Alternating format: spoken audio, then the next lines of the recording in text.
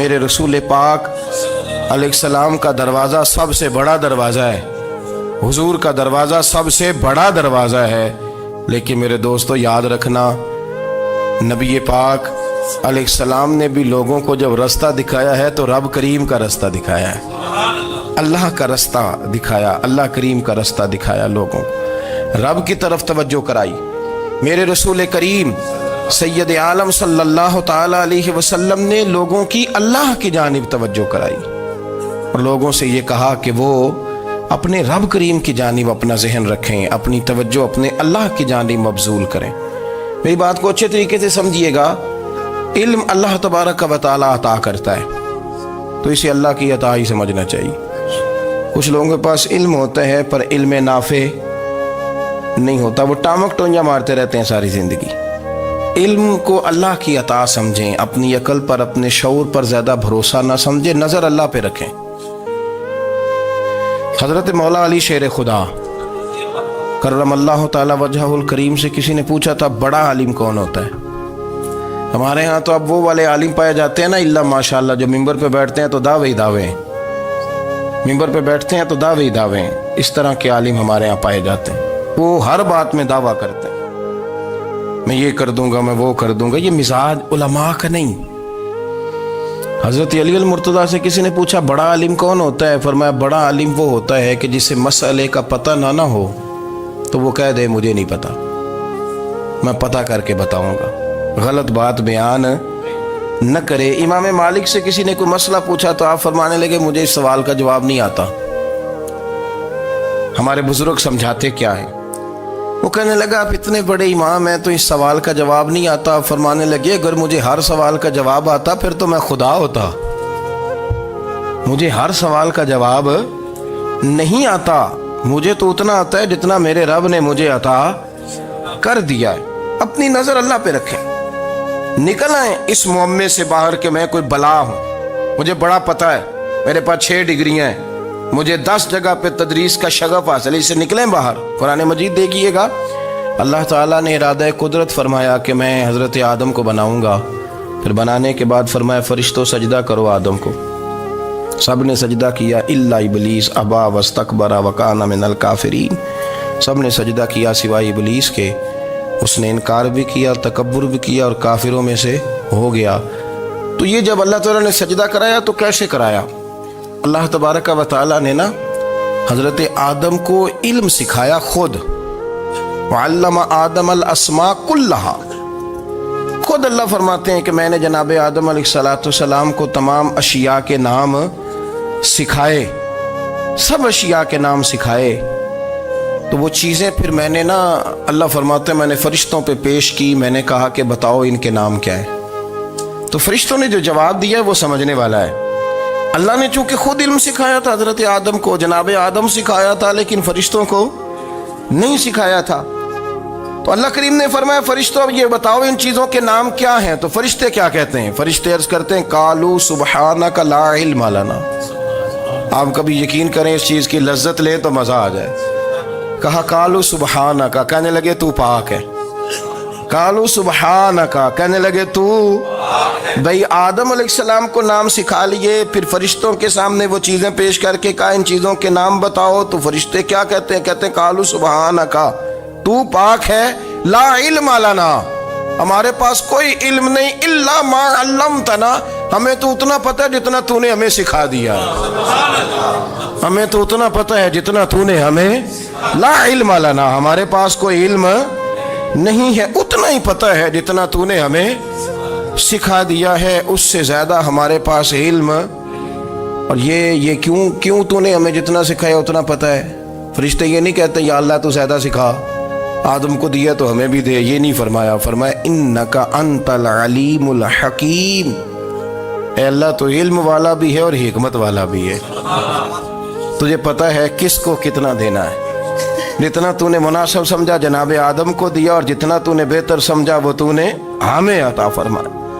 تو اگر آپ کے پاس علم ہے، کہیں نالج ہے، اس کو اللہ کی عطا سمجھے۔ ہمارے ہاں بہت سارے لوگ بن کے بیٹھ جاتے ہیں، میں اکثر کہتا ہوں کہ پھر وہ دعوے کرتے ہیں میرے علاقے والے جاہل ہیں، میرے شہر والے جاہل ہیں، میرے خاندان والے پڑھے نہیں، یہ آپ کا دعویٰ ہے، یہ آپ کو خراب کر دے گا۔ ہم نے بہت سارے ایسے لوگ دیکھے جو بہت بڑے عالم تھے، لیکن اللہ جب لینے پہ آیا تو عقل ہی لے گیا، شعور ہی چلا گیا، حافظے ختم ہو گئے۔ آپ دیکھتے ہیں بڑھاپے میں کچھ لوگ ایسے ہوتے ہیں کہ جن کو یہ بھی یاد نہیں رہتا کہ میرا نام کیا ہے، میں کہاں ہوں، مجھے کدھر جانا ہے۔ تو اس وقت سے اللہ کی پناہ مانگیں اور اپنی نظر اپنے رب کریم کی جانب رکھیں، اللہ کی جانب اپنی نظر کو مبذول رکھیں۔ دوسری بات، علم کے بعد ایک چیز آتی ہے جس کا نام ہے ہدایت، جس کا نام ہے تقویٰ، جس کا نام ہے پرہیزگاری، جس کا نام ہے عمل، عبادت، ریاضت۔ یہ بھی اسی وقت ہی نصیب ہوتی ہے جب میرا رب کریم نصیب فرما دیتا ہے۔ ہم نے نا نیکی کا اپنا اپنا سٹیٹس بنا لیا ہے، اپنا اپنا معیار بنا لیا ہے۔ کچھ لوگ کہتے ہیں کہ جناب مسجد میں سیمٹ کا توڑا دینے سے بہتر ہے کسی غریب کو آٹے کا تھیلا دے دو۔ اب اس نے اپنا مزاج بنا لیا نا نیکی کا، اس نے اپنا سٹیٹس بنا لیا۔ میرا یہ سوال ہے کہ نبی پاک صلی اللہ تعالیٰ علیہ وسلم جب مدینہ شریف آئے تھے تو حضور نے سب سے پہلے غریبوں میں آٹا تقسیم کیا تھا کہ سب سے پہلے مسجد بنائی تھی؟ کیا عجیب لوگوں کا رنگ ہے، اپنی مرضی کی ہدایت، اپنی مرضی کا تقویٰ، اپنی مرضی کا معیار۔ مسجد کوئی بڑا چھوٹا خطیب بھی میری طرح کا ہو نا تو وہ مسجد میں بیٹھ کے جب نبی پاک کی بات کرتا ہے تو کہتا ہے میرے رسول پاک غریبوں کا سہارا بن کے آئے۔ وہ غریبوں کی بات کرتا ہے، مسکینوں کی، لاچاروں کی، کمزوروں کی بات۔ تو مسجد ہی تو وہ ادارہ ہے جہاں سے غریبوں کی بات ہو رہی۔ تو اب لوگوں نے غریب کو اور مسجد کو لڑانا شروع کر دیا، اس کو لڑاؤ کہ مسجد میں پیسے دینے سے بہتر ہے آپ غریب کو آٹے کا تھیلا دے دیں۔ آپ یہ کیوں نہیں کہتے کہ مسجد میں بھی آپ توڑا دیں ایک سیمٹ کا اور ساتھ غریب کو بھی خدمت کریں؟ یہ کیوں نہیں تقویٰ؟ اپنی اپنی مرضی کا مزاج، اپنی اپنی۔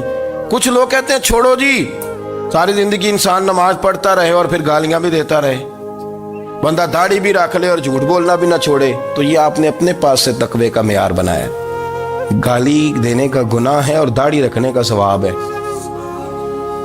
تو اگر آپ داڑھی رکھے ہوئے ہیں اور آپ کوئی غلطی کر رہے ہیں تو اس سے آپ کی داڑھی کا ثواب ختم، اللہ کرے آپ کو سمجھ آئے میری بات۔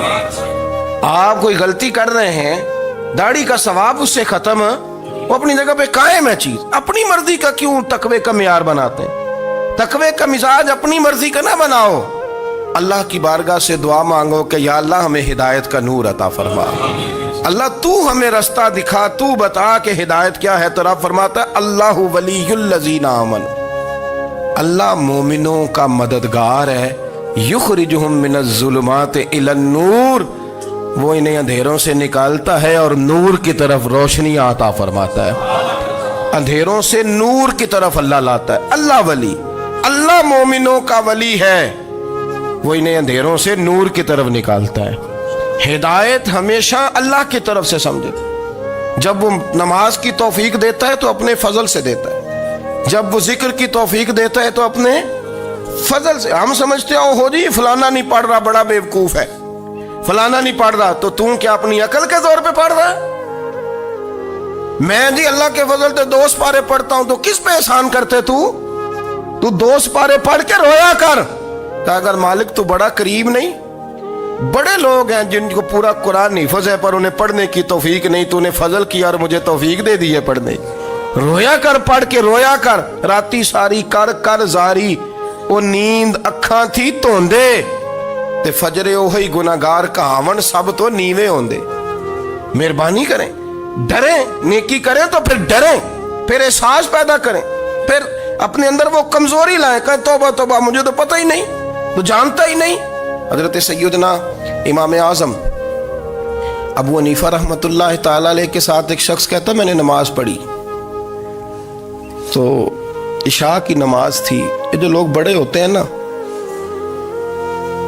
جن کے پیار کرنے والے بڑے ہوتے ہیں، ان کے گرد خوف بھی بڑا ہی ہوتا ہے، انہیں بڑا ڈر لگتا ہے، بڑی بعض اوقات آزمائش ہوتی ہے ان کی۔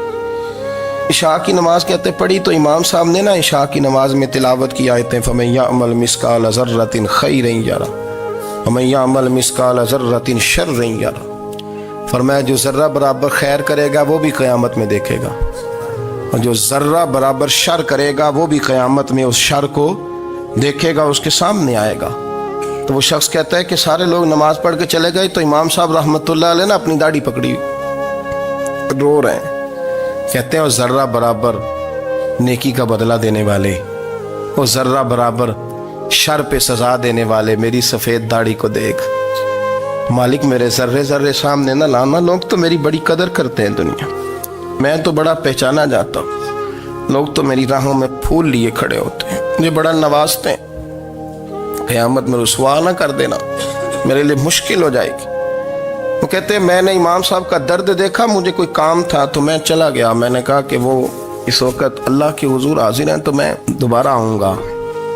کہتے ہیں میں تہجد کا وقت آیا تو امام صاحب وہیں بیٹھے تھے اور ان کی داڑھی آنسوؤں سے بھری ہوئی تھی اور زور سے داڑھی پکڑی ہوئی. کہنے لگے مالک رسوا نہ کر دینا، قیامت میں رسوا نہ کر دینا.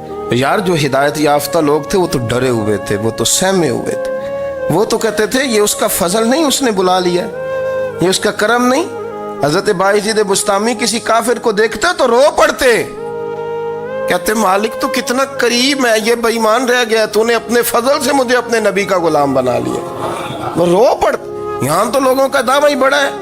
نمازی اللہ خیر فرمائے وہ تو دوسروں کو گھورتا ہے، وہ کہتا ہے جنت کا میں مالک ہوں، کنجیاں میرے پاس ہیں، میں کسی اور کو گھسنے نہیں دوں گا. اور اگر 2-3 حج کر لے تو پھر تو وہ کہتا ہے کہ اب میرے سے پوچھ کے لوگ جنت میں جائیں گے معاذ اللہ.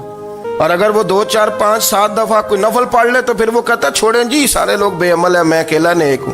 نہ ایسا کریں، اپنی توجہ اپنے رب پہ رکھیں، اپنی توجہ اپنے معین الملت والدین، عطا رسول، ہند الولی، غریب نواز، خواجہ معین الدین چشتی، حضرت خواجہ اجمیر، شاہ اجمیر، والی ہندوستان. آخری عمر میں نا سارا دن روتے گزر جاتا، ساری رات روتے گزر جاتے، ذرا سی کوئی بات کرتا تو رو پڑتے، آنکھیں آنسوں سے بھری رہتی. کئی دفعہ اپنے بھی پریشان ہو جاتے ہیں نا کہ یار تو ایک بات کی جان ہی نہیں چھوڑ رہا. تو خواجہ قطب الدین صاحب بختیار کاکی سے لوگوں نے کہا کہ آپ مرشد سے بات کریں، اتنا بھی تو نہیں نہ رونا چاہیے، ہر وقت اس کے آنسو کی کریے. عاشق دا کام ہی رونا تونا تے بنا رویوں نہیں منظوری. یہ عاشق سدا ہی روندا رہندا ہے، پاویں وصل ہوئے تے پاویں دوری. ہر وقت رونے کا کیا مطلب ہے؟ تو خواجہ قطب صاحب کہتے ہیں میں قریب گیا تو میں نے پیر دبائے، میں نے کہا سونیا لوگ تو کچھ بھی نہیں کرتے، تو نے تو کمال کر دیا، 90 لاکھ آدمی مسلمان کر دیا، دنیا کچھ نہیں کرتی، تو نے 50 سال ساری رات مصلے پہ بیٹھ کے رب راضی کیا. تو شہزادہ تھا، حضور کی اولاد تھا، لیکن معین الدین تیرا ایک پلاٹ بھی نہیں، تو نے طالب علم پالے، انہیں غریبوں کو دیا، انہیں نوازا، کوئی شے نہیں تیرے پاس، ہر چیز تو نے، ساری رات روتے ہو، سارا دن روتے ہو. تو خواجہ قطب الدین صاحب کہتے ہیں میں نے جب عرض کیا تو خواجہ صاحب مجھے گلے لگا لی، چیخ مار کے روئے، کہنے لگے قطب الدین پتر داڑھی سفید ہو گئی، جانے کا وقت آ گیا، جو تو نے نیکیاں گنوائی ہیں وہ ہیں صحیح میرے پاس، پر یار کی بارگاہ میں پیش کرنے کے قابل ایک بھی نہیں. تو بارگاہ تو دیکھ کتنی بڑی ہے، رسول کریم کی بارگاہ میں پیش کرنے کے قابل ان میں سے ایک بھی نہیں. تو آستانہ دیکھ کتنا بڑا ہے، کیا پیش کروں گا، کیا عرض کروں گا حضور کی بارگاہ میں، کس طرح.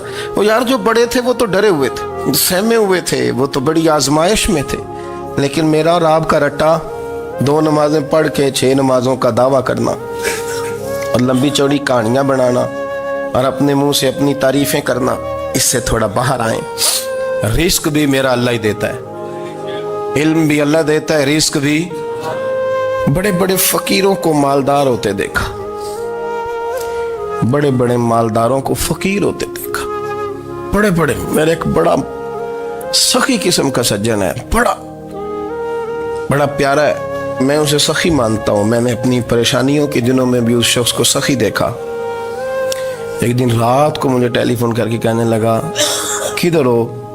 میں نے کہا میں گھر ہوں. نہیں اکثر سفر میں ہوتے ہو نا؟ میں نے کہا طبیعت کیسی ہے؟ ٹھیک ہے، بس حال چال پوچھنا تھا. میں نے سمجھائی، میں نے کہا یار یہ کوئی مسئلہ ہے، ورنہ رات کے 2 بجے کوئی حال پوچھنے کو فون تو نہیں نہ کرتا. कोई मतलब ऐसा तो मसला नहीं ना।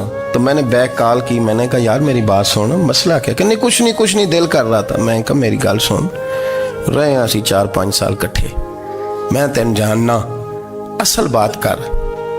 कहने लगा मकान भी बड़ा है, सारा कुछ ठीक है, पर वो बड़ा ही बेनियाज है। कुछ हालात इस किस्म के आ गए हैं कि लोगों को बताऊं भी तो लोग मानने को तैयार नहीं। ज़्यादा नहीं, मुझे ना थोड़े से पैसों की ज़रूरत है, को 15-20 हज़ार अगर मिल जाएं, मेरी ज़रूरत। आप यकीन करें मैं रोता रहा सारी रात। मैंने कहा मेहरबाना तेरा किस तरह करांगे, इससे लेके ज़माना इस्तेमाल करता था, पर बेपरवाही वेख ना सज्जड़ दी, जिथे किसे दी पेश ना जावे, उन्हें ताजा वाले दर दर रोले ते मंगते तख्त बिठावे। सजना किसे नू कारा मिल दई, कोई काबे खाली आवे। वल्लाहु खैरुर राज़िकीन, वो कहते तू दाएं बाएं ना जा, रिस्क तो तुझे मैं दूंगा, मैं हूं बेहतर रिस्क देने वाला। बड़े बड़े बादशाह, बड़े बड़े शहनशाह, बड़े बड़े लोग, हाथों में कासे, फकीरियां। उम्मे रबिया क्या करती थी, बड़ी नेक और साले खातून थी। वो कहती हैं कि मैं ना बड़े अमीर आदमी की बीवी थी, अपने शौहर के साथ छत पे बैठी थी, तो नीचे फकीर मांगने वाला आया। उसने बड़े दर्द से सदा की, तो मैंने अपने शौहर से कहा कुछ देने का, दफा कर, इन लोगों ने धंधा बनाया हुआ है। कहती मैं मेके से भी बड़ा माल लेके आई थी, मेरे माँ बाप बड़े अमीर थे, तो मैंने ना चोरी अपने खामा से नज़र बचा के बाथरूम जाने के बहाने गई और नीचे जाके 5 दिनार मैंने उस फ़कीर की हथेली पे रखे। कहते उसने 5 दिनार देखे, फिर मेरी तरफ देखा तो मैंने उसकी आंखों में आंसू चमकते देखे। कहने लगे बीबी रब तेरा भला करे, मैं 3 दिनों का भूखा हूँ। कि वो चला गया, मैं घर आ गई। जब बाहर आई तो मेरा शौहर कहने लगा तू इतनी अब इतनी तू तेज हो गई है और तू इतनी खुद मुख्तार हो गई, मेरे बगैर पूछे माल खर्च करेगी, जा तुझे 3 तलाकें। कहती मैं बालदार और वज़ादार बाप की बेटी थी, तलाक लेके घर आई तो मेरा बाप टूट गया, चारपाई पे चला गया। ओहो ये क्या बन गया। कहती बड़ी तकलीफ रही। 1-2 साल के बाद मेरे अब्बा ने मेरी शादी कर दी। अब जिस शौहर के पास गई वो बड़ा नेक था, परहेजगार था, अल्लाह ने बेहतरीन सिला दिया। कहती छत पे बैठी थी, दरवाजे पे फ़कीर आया, मैंने शौहर से कहा कुछ दे दूं।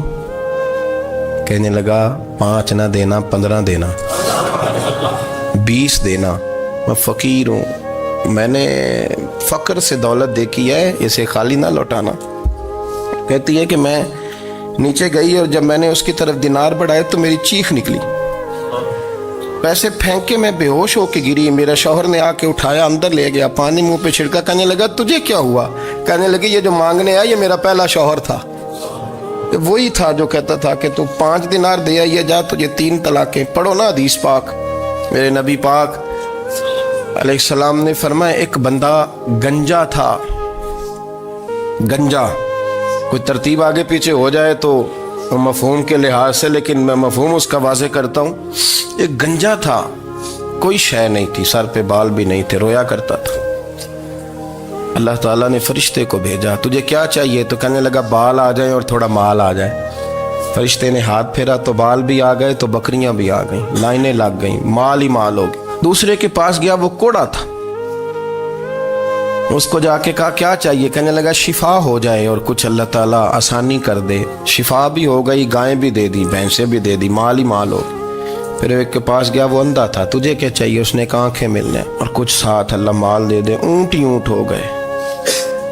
जब बड़ा नवाज दिया तो फिर मालिक ने इम्तिहान लेने का इरादा किया। यारी तेरी सोना है पर आजमाइशां भी तेरियां अग, आजमाइशां तेरियां, सही कह रहा हूँ, आजमाइशां तेरियां, यारी तेरी सोना है पर आजमाइशां तेरियां। ये सोना परखिया जामदा ही पहलो ना लगा दे लग।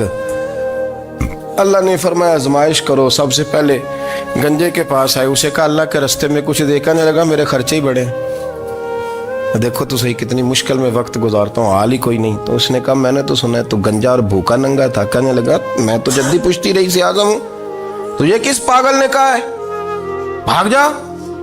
उसने कहा अच्छा जैसे तू था वैसे ही हो जाए। खेत खलियान उजड़ गए, फिर से गंजा हो गया। हुजूर अलैहिस्सलाम फरमाने लगे, फिर वो उसके पास गया जो कोड़ा था, उसे कहा कुछ दे। कहने लगा खर्चे ही बड़े, اب پوچھ لیں کسی امیر آدمی سے، کہے گا چکی کے نیچے ہاتھ ہے میرا، میرے سے زیادہ تو اب پریشان بندہ ہی کوئی نہیں۔ کیا بتاؤں آپ کو، اتنا ٹیکس ہے، اتنا جرمانہ ہے، فلانی شے، بڑا کچھ گنواتے ہیں لوگ۔ اس نے کہا میں نے تو سنا تو پہلے کوڑا تھا۔ اس نے کہا جا دوڑ جا، میں تو رئیس اعظم ہوں، دادا بھی پردادا بھی اور ساری نسل ہی۔ اس نے کہا اچھا جیسے تو تھا ویسے ہی ہو جائے۔ پھر وہ گیا اندھے کے پاس اور جا کے کہا اللہ کے نام پہ کچھ دے۔ تو کہنے لگا رب کے نام پہ؟ یہ کھڑے ہیں اونٹ جتنے تیرے دل کرے لے دا۔ اس نے کہا کیا معنی اس بات کا؟ کہنے لگا یار تجھے کیا بتاؤں، میں تو اندھا تھا، میں نے تو کبھی دنیا دیکھی نہیں تھی، پھر اس کریم نے فضل کیا تو مجھے بڑا کچھ دکھایا۔ میں کیا بتاؤں، میرا دل کر رہا ہے کہہ دوں کہ پھر اس نے کعبہ دکھایا، پھر اس نے روضہ رسول دکھایا، پھر اس نے ریاض الجنہ کے سجدے دکھائے، پھر اس نے اپنے محبوب کے دروازے کی رونقیں دکھائیں۔ اس نے بڑا کچھ دیا، اس نے بڑا نوازا۔ میرے پاس تو شاید میں بدکار پرانا خادم، کسے در ملی نہ ٹوئی، ایت واصف یار نے نظر جو کی تھی، پھر واصف ہی ہوئی۔ یہ تو اس کا کرم ہوا۔ تو یہ وہ کہنے لگا تو اللہ کے نام پہ جان مانگ، میں وہ بھی دینے کو تیار۔ میرے پاس تو شے کوئی نہیں تھی، مجھے تو اپنا پتہ ہے، میں تو کوئی شے نہیں تھا، کچھ نہیں تھا میرے پاس۔ یہ تو ان کا کرم ہے کہ رخ ان کا ادھر ہے، اور مختصر سی میری کہانی ہے، یہ جو بھی ہے ان کی مہربانی ہے۔ تو وہ کہنے لگا میں بھی کچھ لینے نہیں آیا تھا، تیری آزمائش ہی کرنے آیا تھا، تیری عزتیں بھی سلامت رہیں گی، تیرا مال بھی سلامت رہے گا، تیری شفا بھی۔ اپنی زندگی میں کبھی بھی اللہ کی بارگاہ سے توجہ ادھر ادھر نہ کریں، چھوڑیں لوگ کیا کر رہے ہیں، دنیا کیا کہہ رہی، کبھی بھی اپنی توجہ دائیں۔ ہمارا یہ مسئلہ بن گیا کہ ہماری سیاست ہے، ہماری دنیا داری ہے، ہم بندوں کو راضی کرنا چاہتے ہیں، ہم دیکھتے ہیں کون کس طرح، اور آپ یقین کریں آپ تھک جائیں گے، بندے راضی نہیں ہوں گے، وہ نہیں راضی ہوتے۔ آپ ان کو منا کے لائیں گے تو ادھر والے نکل جائیں گے، ادھر کو منائیں گے تو ادھر والے نکل جائیں گے۔ اس چکر سے باہر آئیں، اس رب کو راضی کریں جو فرماتا ہے ان الذین آمنوا وعملوا الصالحات سیجعل لهم الرحمن ودا۔ فرمایا تو ایمان لانے کے بعد نیک عمل کر، میں لوگوں کے دلوں میں تیری محبت پیدا کر دوں گا۔ رحمان لوگوں کے دلوں میں محبت ڈال دے گا، اللہ لوگوں کے دلوں میں۔ اپنی نظر ہمیشہ اپنے رب پہ رکھیں، اتنی لمبی چوڑی دنیا داروں سے امیدیں نہ وابستہ کریں۔ میں نے دیکھا ہے لوگ کاسا لیسی کرتے ہیں، کبھی اس کے دروازے پہ کبھی اس کے دروازے پہ۔ ان چکروں سے باہر آئیں اور اپنے رب کی بارگاہ کی طرف توجہ کریں، استغفار شوق سے پڑھا کریں، اور اکیلے میں نہ، اکیلے میں۔ حضرت رئیس المتکلمین مولانا نقی علی خان صاحب رحمۃ اللہ نے لکھا ہے کہ فرعون 500 سال حکومت کر گیا، یہاں تو 5 سال کی حکومت کی پیر لڑکھڑاتے ہیں، 500 سال۔ فرماتے اصل وجہ یہ تھی کہ دنیا جب سو جاتی تھی نا تو اوپر چادر لے کے تو مصلے پہ بیٹھ جاتا تھا اور ہاتھ باندھ کے کہتا تھا رب تو ہی ہے، میرا پردہ نہ کھولنا، مالک تو ہی ہے، کرم نوازی کرنا، میری پکڑ نہ کرنا۔ وہ بے ایمان ہو کے اگر 500 سال ہاتھ باندھے تو گزارا کر لیتا ہے، تو ایماندار ہے۔ پر مسئلہ یہ ہے کہ تو رات کو بکل مار کے ہاتھ نہیں نہ باندھتا، تو منت نہیں کرتا، تو استغفار نہیں کرتا۔ توبہ کریں تو بچے رہیں۔ وہ اتنی لمبی حکومت کر گیا چونکہ رات کو کہتا تھا مالک رب تو ہی ہے، لیکن مہربانی فرما، میری پکڑ نہ فرمایا تو اللہ نے تو اس کو مہلت دے دی۔